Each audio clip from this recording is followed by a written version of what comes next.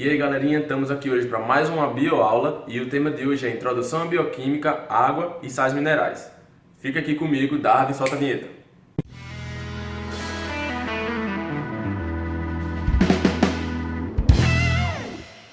Então galera, nessa aula de Bioquímica, vamos começar pela introdução. O que é a Bioquímica? A Bioquímica é uma evidência evolutiva da ancestralidade comum comprovada pela constituição semelhante de todos os seres vivos. Bem, os componentes celulares eles são divididos em dois grupos. Os orgânicos, que são cadeias carbônicas com diferentes tipos de funções orgânicas, e as inorgânicas, que são compostos iônicos ou moleculares como sais e a água. Os elementos químicos são divididos em micro e macroelementos, de acordo com sua quantidade. Como macroelementos nós temos o carbono, o hidrogênio, o oxigênio e o nitrogênio, que eu já coloquei na ordem para ficar fácil de você decorar. CHON, C-H-O-N. E como microelementos, que são importantes, mas são encontrados em menor quantidade, temos os sais minerais, o sódio, o potássio, o cálcio, o fósforo e o enxofre, por exemplo. Nesse gráfico, nós temos a composição média dos componentes dos seres vivos.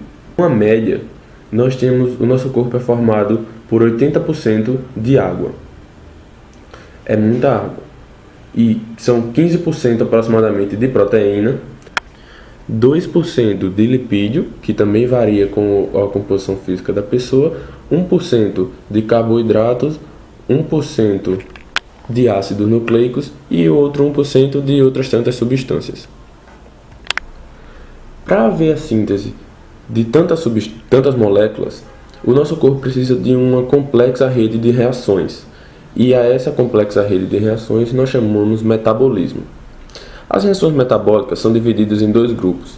As reações de anabolismo, que são de síntese de moléculas maiores a partir de moléculas menores, ou seja, a construção, e o catabolismo, que é a degradação de moléculas maiores em moléculas menores, ou seja, a desconstrução de uma molécula.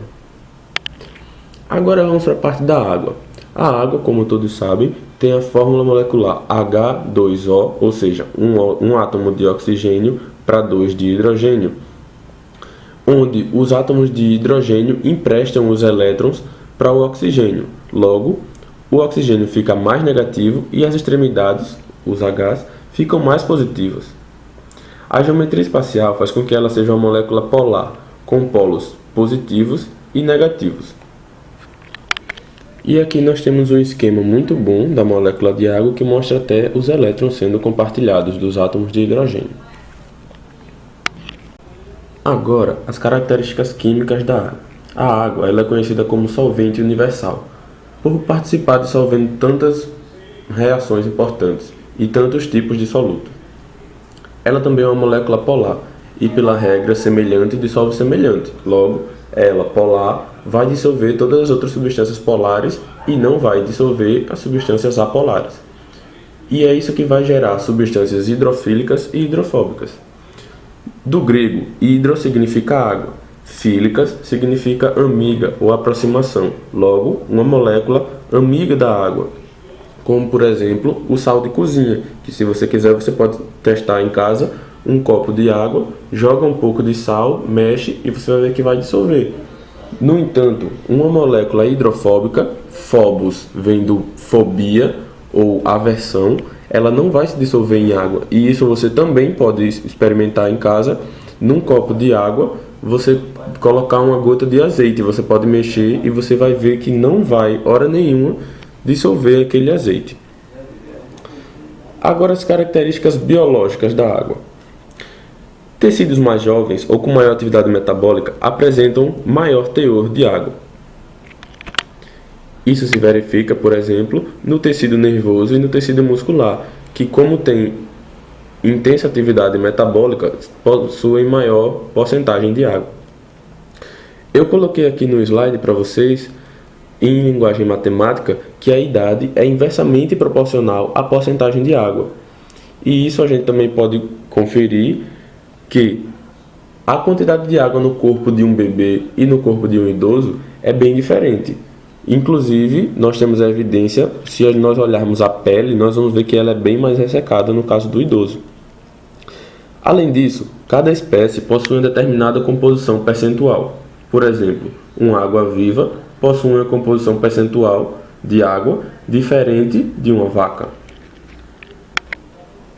E por que a água é tão especial? Quais são as propriedades que a tornam tão especiais?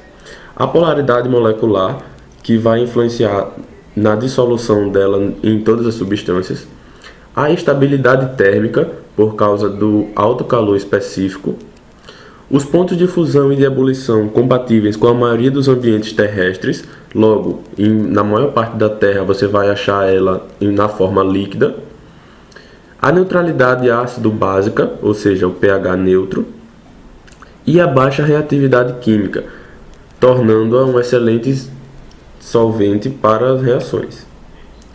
E as funções da água? Ela, como nós já falamos muito, é um solvente e também é um reagente, no caso da hidrólise. Ela atua no transporte de substâncias, como o exemplo do sangue. Ela possui ação lubrificante, como no caso da lágrima e do líquido sinovial das cartilagens. Além disso, ela possui a função de proteção térmica, justamente por causa do alto calor específico. Quando o nosso corpo está muito quente, nós liberamos água na superfície. Essa água vai absorver o calor em excesso do nosso corpo e vai evaporar. Esse é o nosso suor, no processo da sudorese. Agora chegamos na parte final da nossa aula, que é a parte dos sais minerais. Os sais minerais são substâncias inorgânicas formadas por íons de elementos químicos metálicos ou não metálicos. Aqui nesse gráfico nós temos a porcentagem dos sais encontrados na água do mar. Vamos começar com o cálcio, que o íon dele é o Ca2+.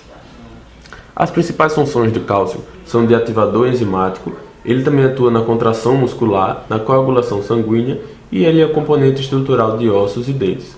As principais fontes dele são vegetais, leite e derivados. O ferro pode ser encontrado nas duas formas oxidadas, de ferro 2+, ou ferro 3+. E a principal função dele é de componente estrutural da molécula de hemoglobina, responsável pelo transporte de oxigênio no sangue, da mioglobina e de enzimas respiratórias em geral. As principais fontes de ferro são fígado, carne, gema de ovo, legumes e vegetais verdes. Agora o magnésio, que também é encontrado na forma de íon Mg2+. As principais funções dele é atuar como coenzima no funcionamento de nervos e músculos. Ele também é componente estrutural da molécula de clorofila. E as principais fontes são cereais integrais e legumes verdes. Agora o sódio, tão famoso sódio. As principais funções dele é que ele é o principal cátion do líquido extracelular. Ele é importante na regulação dos líquidos corporais, inclusive volemia, e ele é essencial para a condução do impulso nervoso, junto com o potássio. As principais fontes dele são o sal de cozinha e alimentos industrializados. Tanto é que, se você for prestar atenção nas tabelas nutricionais dos alimentos que você come, você vai ver que quase todos eles contêm sódio. Até porque o sódio ele também atua como conservante e até antibiótico. O cloro, que é um ânion, Cl-, entre suas funções está: ele é o principal ânion do líquido extracelular, ele é importante no balanço de líquidos do corpo junto com o sódio, e ele atua no processo da digestão estomacal, na forma de HCl, o ácido clorídrico. E as principais fontes são o sal de cozinha e diversos tipos de alimentos, inclusive a água. O potássio, K+,